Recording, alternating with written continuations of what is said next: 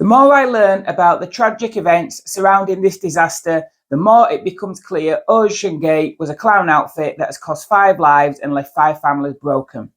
The vessel had no business going down there as it was unfit for purpose. Apparently, it has been down a few times before, and this was a disaster waiting to happen. Hopefully, now there'll be regulations put in place to stop this from happening again. Seems anyone can just set up a company offering tours and start charging people massive sums of money, even when they haven't got a clue what they're doing. James Cameron has spoken out on this, and this is the guy who knows what he's talking about. He's been down to the Titanic multiple times, and he's even been to the deepest part of the ocean, the Challenger Deep in the Marianas Trench, which is nearly 3 times deeper and 3 times the pressure than where the Titanic is. This is some of what he had to say. So Oceangate shouldn't have been doing what it was doing. I think that's pretty clear. I wish I had been more vocal about that, but I think I was unaware that they weren't certified because I wasn't really studying it. I wasn't really interested. Stockton Rush asked me if I wanted to go out there and dive this season. I wasn't interested. This father and son on Father's Day, paid $500,000 to go down in this thing. Holy crap. It's just tragic, and it's horrific, and it's unnecessary. And by the way, it's not lost on me as somebody who's studied the meaning of Titanic. It's greater meaning to us, historically and societally, that it's about warnings that were ignored.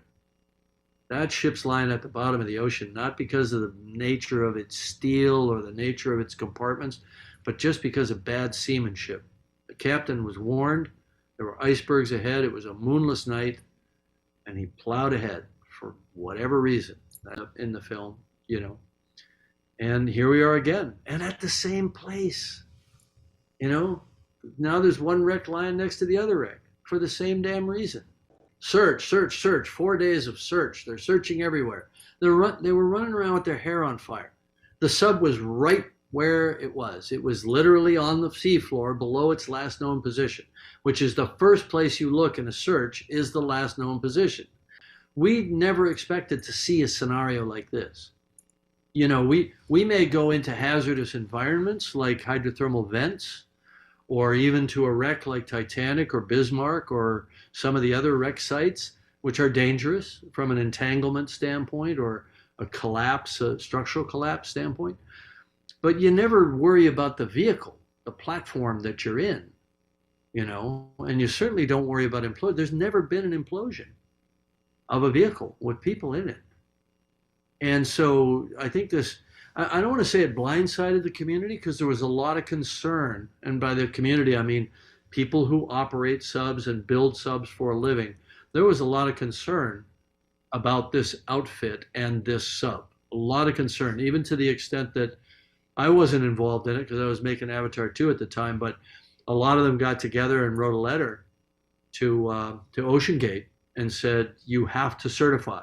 You cannot take people down. It's irresponsible, and it could lead to catastrophe. Literally, the word catastrophe is in the letter. And I think that letter has been made public. All those signatories have come off. But, I never believed in that technology of wound carbon fiber, wound filament, cylindrical hull. I thought it was a horrible idea.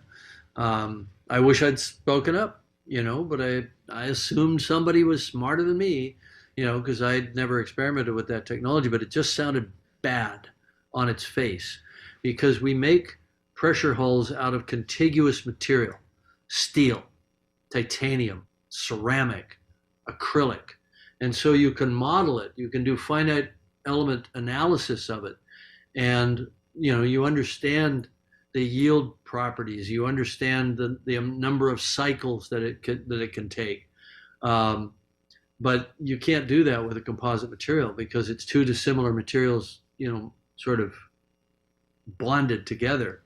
And so we all knew that the danger was delamination and progressive failure over time, with microscopic water ingress and fatigue, what they call cycling fatigue. And we knew that if the sub passed its pressure test, it wasn't going to fail on the first dive. It might fail on dive 7, or I don't know what they're at, you know, but it's going to fail over time, which is insidious. You don't get that with steel or with titanium.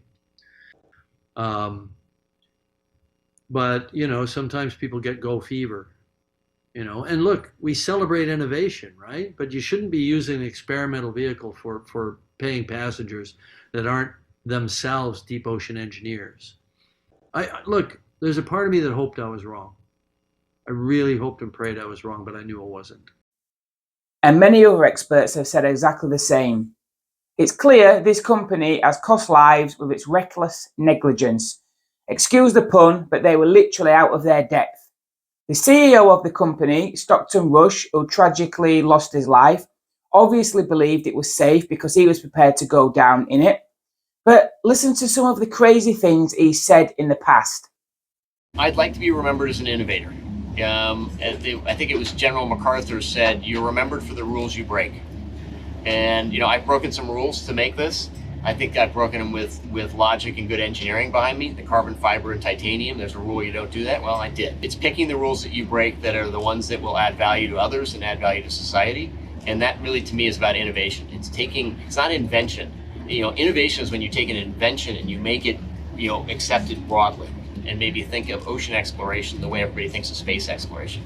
We can use these off-the-shelf components. I got these from Camper World. We run the whole thing with this game controller. Come on! It seems like this submersible has some elements of MacGyver-y jerry-riggedness.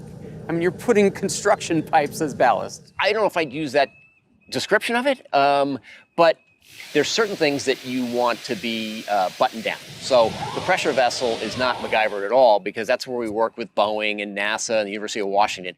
Everything else can fail. Your thrusters can go, your lights can go, you're still going to be safe. Now, he's fine to be reckless with his own life, but he had no business taking money off those people and taking them down there and being reckless with their lives. He was happy to take their money when in reality he didn't have a clue what he was doing, and more to the point, seemed not to care that much about safety. Taking calculated risks is not the same as reckless abandonment.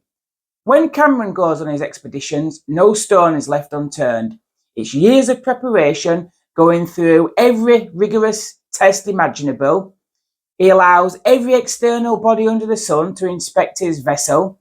Risk is made as minimal as humanly possible, and even then, he goes in a single-man vessel. He says he'd never take anyone else down there. Yet this company ignored all that and still was prepared to take $250,000 per person to take them down 5 at a time. The only solace is they won't have suffered.